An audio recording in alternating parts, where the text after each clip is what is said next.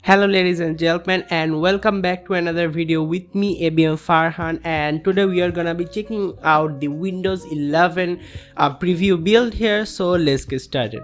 Now here's a quick disclaimer, and that is the fact that as this is a beta preview of the Windows Insider program, I would really recommend anyone installing this on their personal computer. But if you still want to do it and experience it firsthand, do it in your own risk.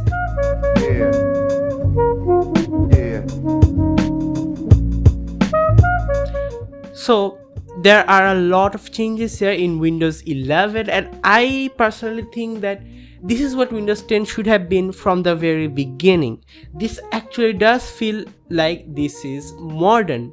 The first thing that you will notice in the desktop UI is the center taskbar and also the redesigned Windows logo. Following in Apple's footstep, Microsoft had decided to center the taskbar. However, you can always relocate the icons. That wasn't a default thing back in Windows 10. Now let's talk about all the new redesigned application icons which you will first notice on your taskbar. Every single application, including all the icons in the File Explorer, has been changed to a much newer version and modern looking icon set. The next thing you will notice is the time and also the action center. Now clicking on that action center, you will see that there is one control center and a separate notification center. Now when you click on the notifications, you get a calendar right below, and all the notifications will be stacked above that. And if you do not have any notifications, the notification center will only show you the calendar. And I think that's a really clever change, because you really sometimes do need to see the calendar while making an agenda quickly, and going to the calendars app from the taskbar or the start menu is sometimes a hassle. Now talking about the control center, there are quick toggles of many most used settings such as Wi-Fi, Bluetooth, also airplane mode, brightness and volume, etc. So we have catched up on the taskbar, the notification action, control center, and also the whole of desktop UI. Now let's talk about that redesigned start menu. So when you first click on it, it will show a much more simplified version of the start menu, and I think the removal of the live tiles was a really great decision, because I think none of us really liked it that much.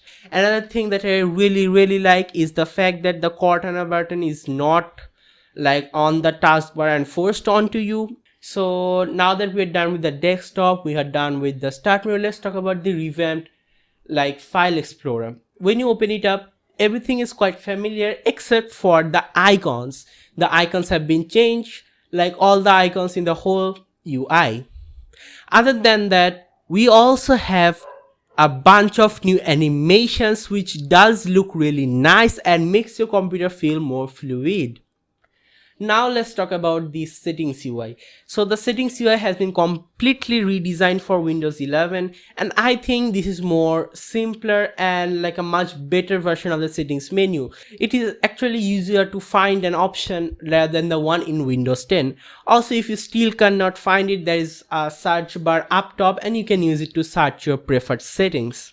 Now that that's done, let's talk about the performance. Now this is a beta version and we should not actually judge, and many of the things that I've just mentioned are subjective to change in the final one, but still let's just review the performance here.